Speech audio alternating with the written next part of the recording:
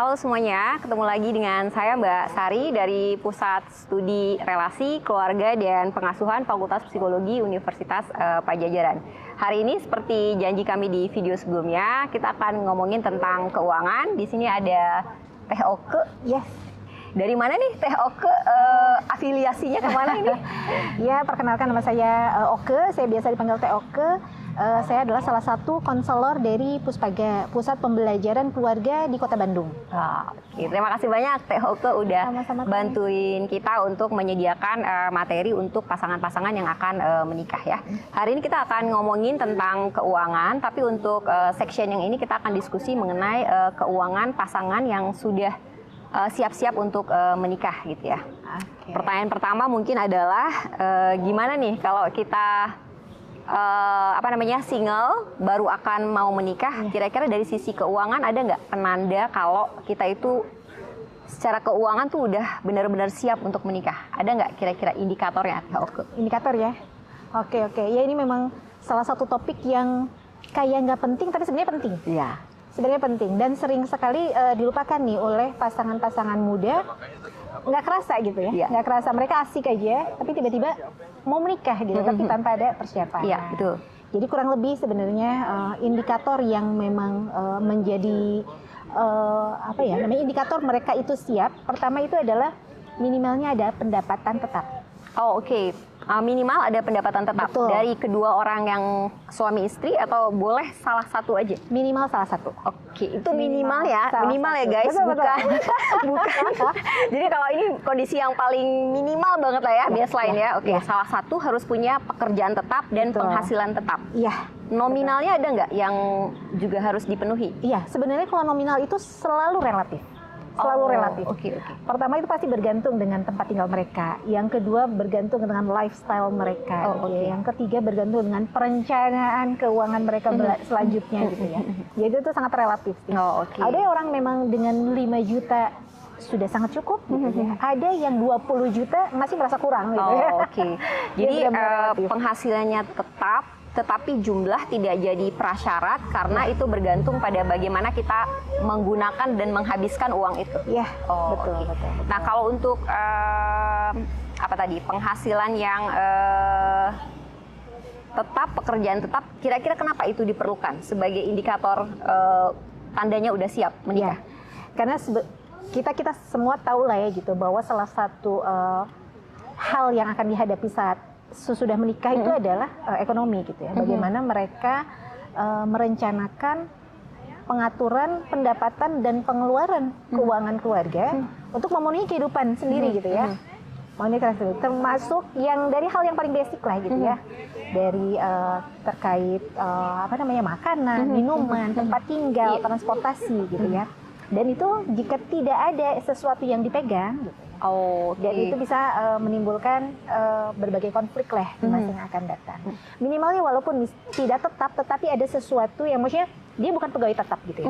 Misalnya dia bukan pegawai tetap, tetapi dia memang ada satu pendapatan yang secara rutin diperolehnya, baik dari usaha gitu ya, ataupun kalau sekarang mungkin dari digital konten gitu dan sebagainya. Itu banyak lah ya kalau source-nya mah ya. Jadi highlight-nya bukan pekerjaan tetap atau karyawan tetap, tapi memang pendapatan tetapnya ya. Jadi artinya yang freelance juga nggak masalah sebenarnya ya, tapi asal dia bisa tahu bahwa kurun waktu tertentu dia bakal punya penghasilan berapa tiap bulannya. Iya, betul. Indikator kedua, tadi itu baru yang pertama kalau saya. Betul. Jadi yang kedua apa? Iya, indikator kedua sebenarnya adalah ada tabungan yang memang direncanakan nih untuk melangsungkan pernikahan dan kehidupan sesudah pernikahan. Berarti punya tabungan untuk pelaksanaan weddingnya gitu ya, sama kehidupan pernikahan after wedding. Berapa lama tabungan yang harus, berapa lama kehidupan sesudah pesta perkawinan yang harus dipersiapkan dalam bentuk tabungan? Minimalnya adalah 6 bulan. Jumlahnya ini relatif juga jangan-jangan? Relatif, karena setiap orang pengeluaran per bulan berbeda gitu ya. Berarti yang tadi juga tabungan untuk pesta perkawinan itu juga relatif jumlahnya. Terus tabungan untuk biaya hidup 6 bulan pertama itu juga relatif. Tapi harus ada.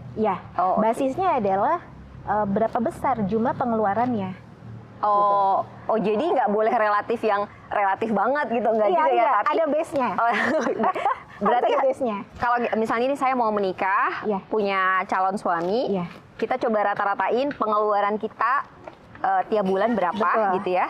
Lalu kali 6, itulah yang harus kita tabung. Oh, range-nya sebenarnya adalah 3 sampai 6 kali gitu. Tetapi amannya memang kita di 6 kali. Sediakan di 6 kali itu. Kalau untuk wedding agak kebayang tuh ya kenapa perlu nabung buat pesta perkawinan. Tapi kalau untuk kehidupan setelah menikah, kenapa perlu juga?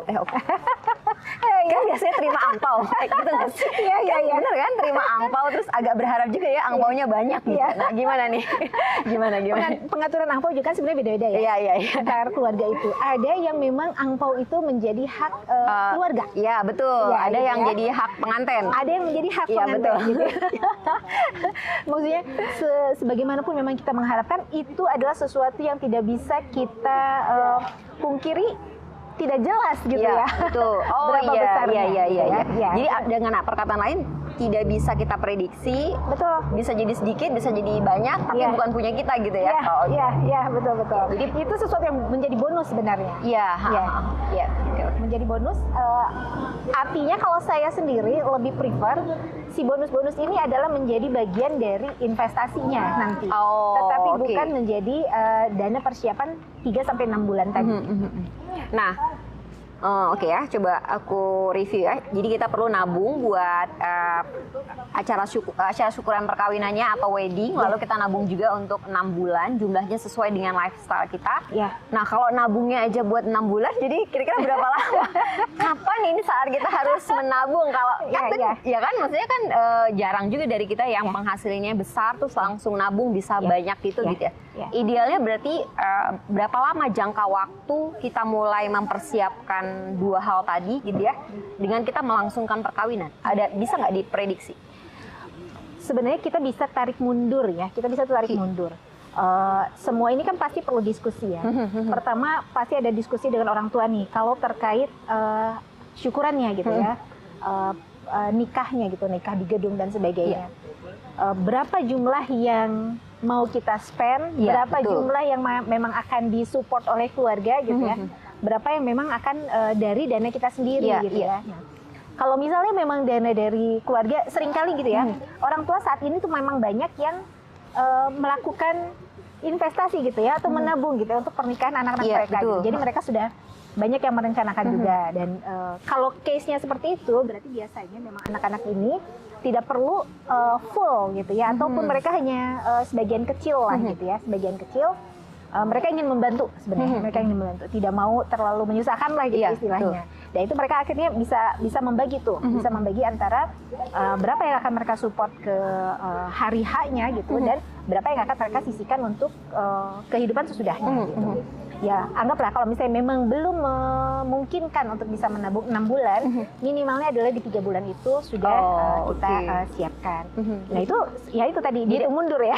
Artinya setiap pasangan bisa berbeda-beda kalau begitu ya? Berbeda-beda. Jadi sesudah kita diskusi dengan pasangan, lalu diskusi juga dengan keluarga mengenai perencanaan uang untuk hari pesta, lalu kita juga menabung untuk menghitung biaya hidup untuk 6 bulan atau 3 bulan sesudah pesta perkawinan, baru kita menghitung mundur, kapan kita mulai mempersiapkannya. Gitu. Jadi tiap orang mungkin berbeda-beda. Mungkin ada yang kebetulan lagi punya uang bonus banyak sehingga jarak waktunya jadi lebih pendek gitu ya. Tapi kalau kita misalnya pekerja biasa gitu ya, yang penghasilannya relatif tengah-tengah gitu, mungkin butuh waktu yang sedikit lebih panjang ya. Bisa butuh waktu yang sedikit lebih panjang, atau memang sangat disederhanakan gitu. Si hari H-nya itu. Itu juga solusi ya? Solusi. Jadi banyak ya. Antara dua hal itu bisa juga arah diskusi dengan pasangan dan keluarga adalah karena kita mendahulukan atau memprioritaskan tabungan sesudah pesta perkawinan, yang di pesta perkawinan dikecilkan anggarannya. Makanya kalau sekarang tuh mulai itu muncul yang namanya intimate wedding. Betul. Wedding yang mungkin undangannya hanya sekitar 100 sampai 200 orang tuh. Mungkin kalau zaman dulu tuh kayaknya 500, 1000 gitu ya, banyak kayak gitu. Ini 100, 200 saya sudah cukup, bahkan mulai banyak juga gitu kan yang memang hanya di KUA Iya, gitu betul. ya, kemudian syukuran sedikit lah gitu ya Iya. di rumah gitu. Itu sangat membantu. Dan kembali lagi memang pada kemampuan. Kemampuan ini sesuatu yang harus di-highlight gitu. Kemampuan pribadi ya, dari kemampuan Pribadi dan pasangan keluarga. ini. Ya, pribadi oke. dan keluarga, betul. Oke, nah tadi ada hal-hal yang perlu kita persiapkan. Tadi satu, penghasilan yang tetap, Ya. kedua perencanaan terkait pesta perkawinan sama tabungan sesudah pesta perkawinan. Ada lagi nggak? Sebenarnya satu lagi adalah terkait obrolan ya sebenarnya. Berikutnya adalah terkait obrolan bagaimana mereka mau melakukan pengelolaan keuangannya. Oh, oke. Ya, sesudah menikah. pernikahan, betul. Ya, kalau yang tadi yang soal wedding sama tabungan ini, bisakah itu juga diobrolkan sebelum ini kita mau punya tabungan sekian juta, Ya, mau dibagi apa? Iya. Itu diomongkan juga atau gimana? Baiknya satu gender yang laki-laki langsung take over, gua aja atau gimana baiknya? Gimana ini? Iya, Nasihatnya iya. gimana? Kalau untuk itu siapa yang perlu mempersiapkan sebenarnya dari kedua calon suami istri? iya. Nah, ini memang hal seperti ini tuh seperti sensitif gitu kan. Tetapi semakin terbuka, semakin transparan itu semakin baik sebenarnya. Nah, bagus tuh.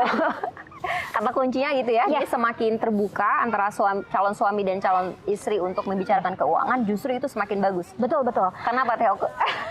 Ada case mungkin dari yang udah menikah apa yang terjadi gitu? Banyak. Jadi memang utamanya adalah menghindari konflik yang sebenarnya tidak diperlukan. Oh,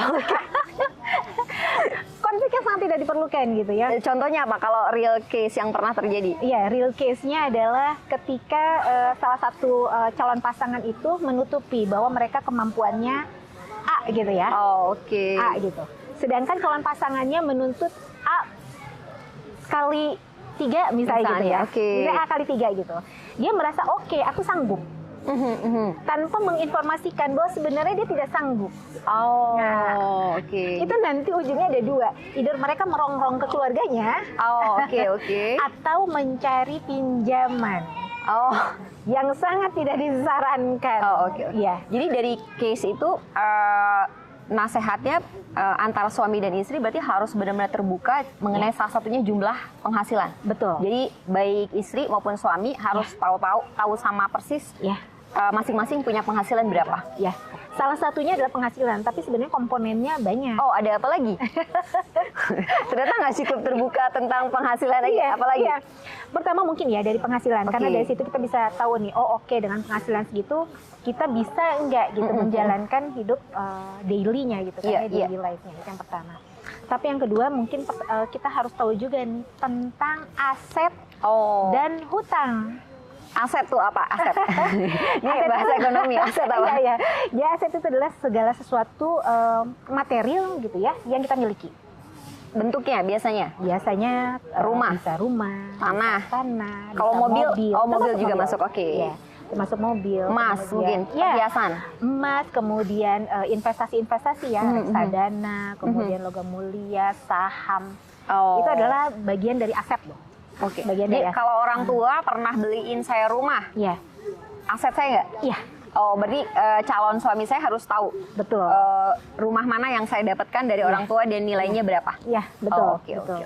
Itu perlu berlaku diketahui. sebaliknya ya? Iya. Berlaku yang misalnya Berlaku suaminya sebaliknya. punya hadiah mobil dari orang tuanya Iya, gitu atau iya. sepetak sawah di mana gitu Iya, ya, ruko iya. di mana itu juga Iya. harus dikomunikasikan. Iya, betul. Hutang nih gimana nih? Kalau hutang nih agak repot nih. Iya, iya, hutang Hutang itu seperti apa yang perlu dikasih tahu satu sama lain? semua. Oh my god. Gue Semua utang ya. sama kawan gitu. Semua, betul. Oh. Termasuk sama kawan gitu ya. Ah. Mungkin kalau yang nominal, misalnya hari ini nggak bawa uang buat makan siang lah ya, mungkin itu bisa langsung ditutupi. Gitu. Tapi utang-utang yang memang utamanya adalah yang jumlahnya itu signifikan gitu ya. Di atas berapa biasa? Ini subjektif juga atau secara hukum ada yang jumlah yang harus kita waspadai bahwa itu akan membesar atau gimana? Iya. Yang Nggak ada sih ya, berbahaya. kalau secara apa namanya hukum nominal tuh nggak ada Oh, sebenarnya nggak ada. gitu ya. Tetapi memang kalau udah nilainya mulai juta itu gitu udah ya, mungkin kita harus waspada. harus tuh, satu gitu. sama lain harus saling tahu Harus berarti tahu, ya. gitu. Kalau juga.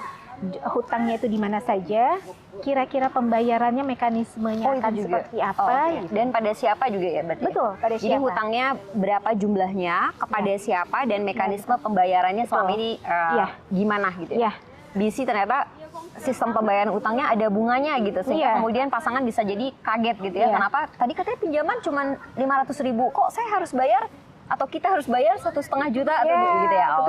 Oke. Jadi itu harus diinformasikan ke satu sama lain ya. Termasuk jaminannya. Hah, jaminan? Ya, ada beberapa pinjaman yang memang mewajibkan agunan gitu kan. Nah itu juga harus, misalnya saya punya tanah nih A, B, C gitu, tapi ternyata semua dijadikan agunan dan ketika suatu saat terjadi fault gitu ya terhadap pinjamannya, itu akan diambil gitu ya misalnya. Nah itu perlu diketahui gitu. Nah ini saya mulai merasa bahwa emang ini topik yang sensitif kayaknya kalau belum kawin terus belum kawin udah gitu ya. Kan? Terus belum kawin udah kebayang pesta perkawinannya kayak apa, tapi tanggal belum, terus udah dibuka tuh semua pembicaraan ini gitu. Baiknya gimana kalau gimana caranya kita komunikasi memang terbuka soal uang, tapi kesannya kesannya tetap konfidensial gitu, masing-masing menjaga kerahasiaan gitu ya, dan nggak mengundang apa tuh kayak keingintahuan atau yang berlebihan yang kemudian menimbulkan kesan materialistis atau perhitungan atau gimana baiknya kalau dari pengalaman klien yang lain mungkin gimana? Ya, sebenarnya memang tidak perlu dibuka langsung gitu ya di awal secara utuh gitu. Tetapi bisa kita misalnya kita memulai gitu ya. Kita ada rencana untuk menikah. Memang ada baiknya kita mengetahui nih kondisi keuangan kita masing-masing. Sehingga apa-apa yang nanti akan timbul sesudah pernikahan kita, tidak ada tuh yang kita itu terkaget-kaget gitu ya, tidak terduga, kita tidak ketahui dan tapi muncul serta mengganggu keharmonisan keluarga. Itu sebenarnya bisa menjadi salah satu pintu diskusi lah gitu ya. Nah mungkin kita bisa bicara misalnya, saya punya nih tabungan investasi di misalnya reksadana. Jumlahnya mungkin nggak perlu disebutkan dulu ya. Tapi misalnya bilang ini cukuplah untuk kita tabungan misalnya 1 tahun ke depan. Misalnya seperti itu kurang lebih gitu ya. Tapi saya tidak berencana menggunakan tabungan ini, reksadana ini, kecuali dalam keadaan darurat. Itu kita bisa sampaikan. Kalau kita punya memang saya diberikan rumah nih, satu rumah gitu ya, lokasi di mana, misalnya nggak perlu kita sebutkan juga gitu ya, nilai propertinya berapa itu nggak perlu juga gitu. Mungkin nanti sisanya gitu ya, yang yang detailnya itu sesudah pernikahan itu nggak apa-apa. Tapi kita sudah ada clue lah. Tapi untuk hutang itu rasanya cukup krusial. Perlu nggak omongan tentang keuangan ini tuh diatur timingnya? Jadi jangan dilakukan pas awal baru kenal gitu ya. Berapa nih? Minimal dilakukannya misalnya ketika masing-masing keluarga besar udah bertemu dan sepakat untuk menikah mungkin ya. Kalau yang untuk yang beragama Islam mungkin udah bertunangan, nah itu mungkin udah mulai open untuk membicarakan seluk-beluk tentang kondisi keuangan masing-masing dan keuangan bersama yang akan dibangun. Oke nggak kalau gitu? Kalau saya sendiri sebenarnya merasa baiknya sebelum ada lamaran. Justru? Iya. Sebelum ada lamaran. Kenapa teh? Sudah ada niat, tapi si lamaran itu karena itu bisa mengganggu juga tuh. Karena bisa jadi kondisi keuangan masing-masing mendatangkan pertimbangan yang berbeda untuk mengambil keputusan jadi apa enggak. Saya tadi berpikir kalau udah berjanji maka omongan itu jadi agak lebih terarah gitu karena kita udah berjanji berkomitmen beneran gitu. Justru kalau Teh Oke menyarankan sebelum supaya nggak terkesan terbebani salah satu pihak ya kalau udah terlanjur kadung berjanji padahal ternyata dia utangnya banyak banget dan saya nggak siap gitu. Kurang lebih seperti itu ya, kurang lebih yang seperti itu. Jadi beberapa waktu sebelum, artinya ini berarti kondisi keuangan masing-masing ini dan perencanaan kehidupan bersama ini bisa jadi bahan pertimbangan sebelum kita mantap mengambil keputusan melamar atau tidak. Betul. Jadi waktunya silahkan diperhitungkan kapannya, tapi ini jadi bahan pertimbangan sih. Saya sepakat sih kalau ini tuh tidak menjadi obrolan di awal perkenalan. Betul. Jadi bukan pertemuan pertama gitu ya. Bukan gitu kan? Bukan di acara ta'aruf, bukan juga gitu ya. Oke. Tapi setelah kita cukup kenal ya. Betul. Cukup kenal dan memang merasa saya ini kelihatannya cocok nih. Saya merasa memungkinkan gitu menjalani hidup dengan calon pasangan tersebut. Betul. Tapi perlu dilakukan penggalian lebih lanjut. Salah satunya adalah terkait keuangan. Oke ya, tadi kita bicarakan soal tanda siap menikah udah kalau kita secara keuangan udah punya penghasilan tetap, lalu tabungan ya. Tabungan itu ada 2, tabungan untuk hari pernikahan dan tabungan 3-6 bulan sesudah menikah. Lalu juga kita mulai terbuka ya membicarakan tentang kondisi keuangan masing-masing, baik dari pendapatan, aset dan hutang. Ada lagi nggak? Pembicaraan awalnya sih seperti itu ya. Okay. Nah, kalau pas sebelum kita menikah ini perlu nggak membicarakan apa yang didefinisikan dengan keuangan saya, keuangan kamu, dan keuangan kita? Perlu nggak? Duit gue itu yang mana, duit lo yang mana, duit kita tuh yang mana? Apa itu amplopnya beda-beda atau kan ada ya? Saya lihat tuh ada beda-beda macam-macam ya. Ada orang yang duit tuh semua dioper ke istri dulu, istri yang ngatur, terus suami kayak dapat atau calon suami mulai belajar untuk dapat kayak hanya uang saku gitu ya. Dialokasikan gitu ya. Tapi ada juga yang memang dia di awal tuh open banget, terbuka gitu, mendefinisikan yang disebut uang kamu tuh kalau istri itu adalah uang yang dia hasilkan dari bekerja sendiri. Lalu kalau suami tuh yang uang dia itu adalah sesudah dia nyetor uang dapur dan uang rumah. Gitu. Gimana baiknya kalau dari sisi financial planner? Ya jadi sebenarnya kurang lebih ada tiga hal sebenarnya yang akan harus dibicarakannya. Tadi yang pertama kita udah obrolin adalah kondisi keuangan saat ini ya.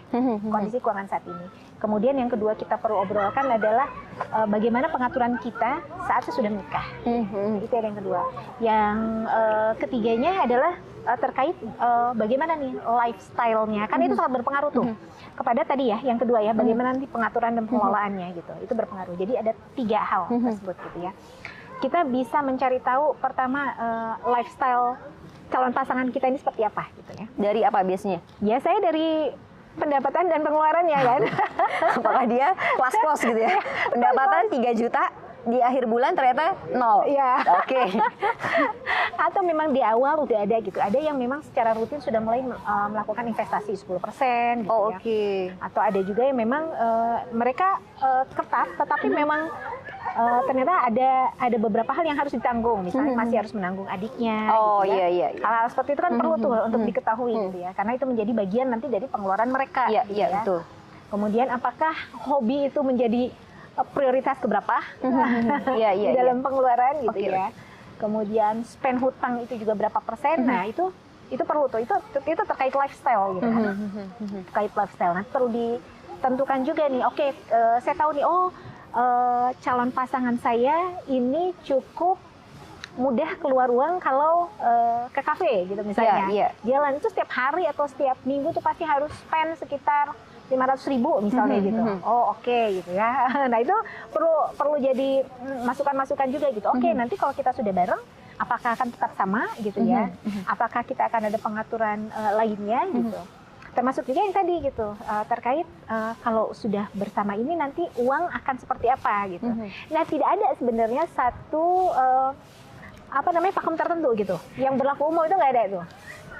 Jadi menarik gak? Artinya setiap pasangan kalau nggak mau dibilang tanggung jawab bisa punya kreativitas sendiri membangun rencana keuangannya ya. Sepakat. Kita juga butuh kerja keras berarti ya. Betul. Karena ini kreativitas artinya kan nggak bisa nyontek punya orang gitu maksudnya. Iya. Betul. Ya utamanya sih memang kita melihat dulu itu ya si lifestyle calon pasangan kita. Kalau kita melihat nih calon istri kita itu boros gitu ya. Mudah sekali gitu untuk check out di online gitu ya atau di mana gitu ya. Itu bisa kita berarti pengelolaan keuangan ada di calon suami gitu. Itu sangat mungkin gitu. Karena kan yang akan tujuannya adalah kesejahteraan keluarga gitu kan. Betul. Yang mana nih yang memang paling baik pengaturannya sehingga semua aman gitu kan ya. Kalau ternyata memang calon istri seperti itu ya tidak apa-apa gitu. Ada di calon suaminya gitu atau sebaliknya gitu.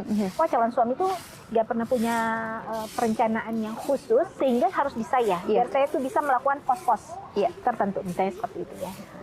Nah kalau tadi nyambung yang dijelasin oleh Teh Oke soal mengenal gaya hidup satu sama lain, ini kalau dari sisi psikologi kayaknya nggak mungkin mengenal itu 1-2 hari ya. Jadi sebenarnya kalau kita tadi bilang komunikasi, bukan berarti semua yang tentang lifestyle itu dikomunikasikan secara verbal ya, tapi bisa juga melalui pengamatan. Kita lihat, oh kalau lagi pergi ke kafe gimana cara dia belanja, terus kita nemenin dia misalnya belanja grocery, belanja kebutuhan hidup sehari-hari, isi kulkas, gimana cara produk apa yang dia beli, berapa biasanya habisnya, bisa kayak gitu juga ya.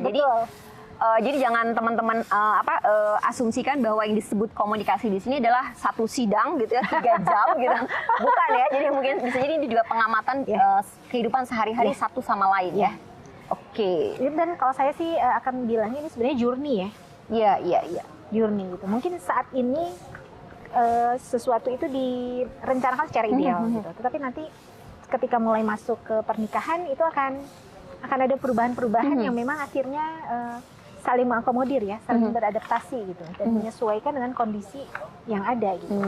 Artinya pas waktu kita ngomongin kondisi keuangan sebelum menikah, bukan berarti itu kayak cap jempol yang nggak bisa diperbaiki ya? Iya, betul. Kita harus mindsetnya harus bahwa ini adalah sifatnya dinamis, dinamik gitu ya. Jadi nanti kita obrolin, kita bisa ngobrolinnya beberapa kali, dan sesudah kita menikah pun juga ya kita ngobrolin terus-menerus tentang hal ini, dan sangat mungkin berubah gitu ya. Misalnya, oh tadinya istri merasa dia cukup menyumbangkan uang untuk keperluan keluarga misalnya 20%, tapi kemudian karena pendapatannya meningkat dia mau naikin persentasenya, itu boleh aja gitu ya. Jadi kemauan untuk selalu mengkomunikasikan ini yang sebenarnya diharapkan dari perencana keuangan ya, supaya nggak terjadi masalah pada banyak pasangan menikah ya. Betul. Revisit dan revisit gitu ya. Berapa berdasarkan kasus-kasus yang mungkin ada kehidupan pernikahan yang ideal, ada yang nggak ideal, baiknya gimana frekuensinya Teh Oke? Ngomongin hal ini tuh, saya lihat ada juga YouTuber yang cerita bahwa dia selalu meeting keuangan tuh tiap bulan gitu, jadi sekali setiap bulan. Ada nggak formula khususnya yang best practice-nya gimana gitu? Ya. Kalau di awal pernikahan saya sangat mendorong untuk pasangan itu mengevaluasi itu setiap bulan. Karena benar-benar masih belajar satu sama lain. Belajar gitu ya, bagaimana pola yang terbaik gitu. Hari ini atau bulan ini mungkin mau mencoba dengan pola ABC gitu. Tapi ternyata hasil akhirnya kurang baik nih gitu. Saat evaluasi dilakukan gitu ya. Akhirnya di bulan depan gimana kok kita coba BCD gitu ya. Nah, betul. Sampai akhirnya dapat tuh si equilibriumnya yang pas buat kita ini gitu. Nah, kalau dari sisi psikologi tadi menarik tuh. Diskusi tadi itu sebenarnya kalau dua-duanya open satu sama lain, artinya benar-benar menyampaikan pandangannya gitu ya dan perasaannya, itu akan jadi bahan latihan yang baik untuk membangun bonding atau kedekatan jiwa antar suami dan istri gitu ya. Topiknya memang sensitif gitu ya, tapi ketika dilakukan dengan baik, sebenarnya itu jadi modal yang bagus untuk fondasi relasi suami istri yang baru menikah ya. Oke, terakhir mungkin saya mau nanya soal perjanjian pranikah. Ini beberapa tokoh tuh mencontohkan pentingnya perjanjian pranikah kalau saya lihat. Nah, kalau di kelas-kelas premarital education yang kita asuh, seringkali muncul pertanyaan dari peserta tuh, Mbak, seberapa penting melakukan perjanjian pranikah dan apa isi yang harus dituliskan dalam perjanjian pranikah. Nah, sebaliknya teman-teman yang udah menikah kadang-kala tuh nanya juga nih, kita sebagai psikolog gitu ya, emang kalau kita udah nikah tuh hartanya nyatu ya? Jadi itu kayak sebuah pengetahuan yang sifatnya tidak umum gitu ya, bahwa banyak orang yang tidak tahu kalau sesudah kita menikah, itu sebenarnya harta kita adalah harta bersama, termasuk juga utang gitu ya. Jadi ketika salah satu terlibat dengan hutang, biasanya pihak lainnya tuh tidak terima gitu. Nah, gimana kalau dari sisi keuangan Teh Oke, baiknya apakah pasangan melakukan perjanjian pranikah, dan kalau iya terkait dengan keuangan, apa yang harusnya disebutkan dalam perjanjian pranikah? Ya, memang ini seperti sesuatu yang baru ya, kan kita hebohnya tuh ketika ada artis gitu ya, yang melakukan hal itu gitu ya. Apa tuh gitu ya, makhluknya apa gitu ya. Utamanya memang dia ini penting nggak penting kalau menurut saya gitu. Utamanya memang akan sangat penting buat calon-calon pasangan yang memang pertama memiliki aset yang besar, yang signifikan ya, signifikan jumlahnya. Kemudian memiliki bisnis yang kedua memiliki bisnis. Oke. Karena bisnis ini kecuali berbentuk PT, gitu, dia seringkali akan bisa mengambil gitu ya kekayaan keluarga. Karena tidak ada pembatasan ya, kecuali PT gitu. Kalau PT dia kan terbatas ya dengan semua uang yang memang dimasukkan gitu ya menjadi modalnya itu hanya sebatas itu saja, tidak akan mengganggu ke keuangan keluarga.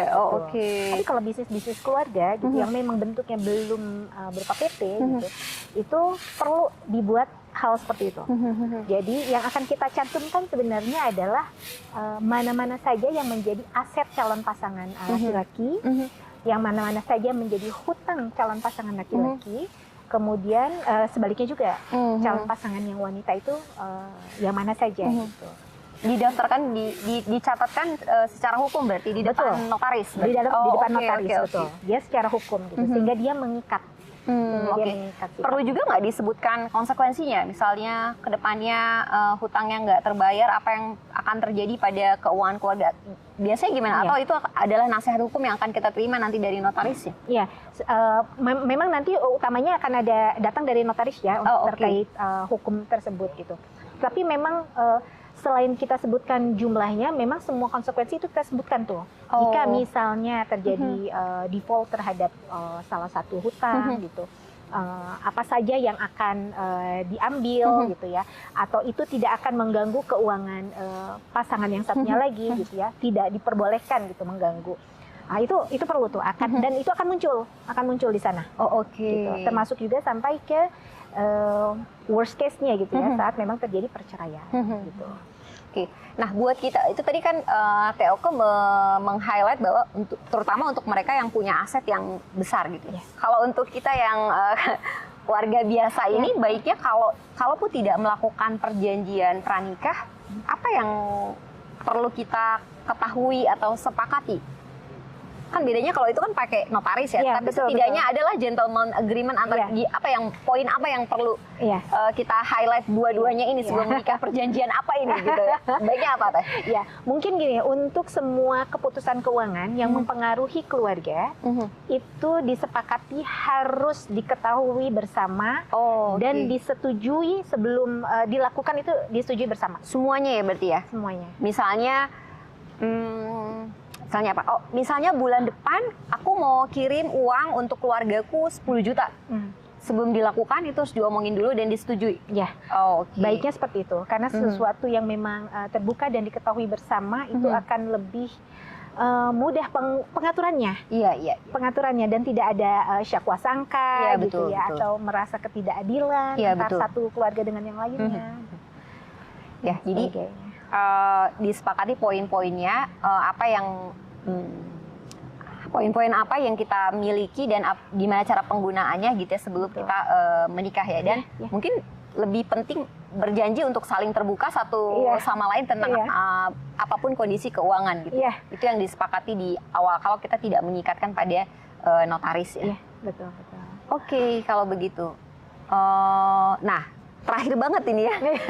Menjelang kita menikah itu perlu nggak latihan bikin kayak rekening bersama atau pencatatan keuangan bersama gitu? Ada juga beberapa pasangan muda yang saya lihat sebelum menikah tapi punya tabungan bersama gitu, sehingga mereka memang setiap bulan tuh menyisihkan sejumlah uangnya untuk ditaruh di situ. Kata mereka sih sebagai latihan untuk belajar berkomitmen punya uang bersama. Gimana tuh menurut Teh? Kalau saya sendiri tidak menyarankan sih. Saya tidak menyarankan. Kenapa? Karena belum terikat secara hukum kedua ini. Jadi nggak perlu juga sampai latihan seperti itu. Kalau mau latihan silakan aja dengan rekening yang berbeda aja gitu. Misalnya masing-masing menginformasikan aku udah nih nabung ke sini gitu ya. Sebesar gini sesuai dengan rencana kita gitu. Tapi masing-masing aja gitu. Nggak perlu sampai membuat satu rekening bersama, dispute-nya nanti tinggi khawatirnya ya. Baik, teman-teman, kayaknya diskusi untuk section yang ini kita sudahi dulu. Semoga banyak manfaat yang bisa diambil oleh teman-teman yang menyimak video ini. Sekali lagi terima kasih banyak Teh Hoke. Kita sudahi pertemuan hari ini. Salam untuk semuanya.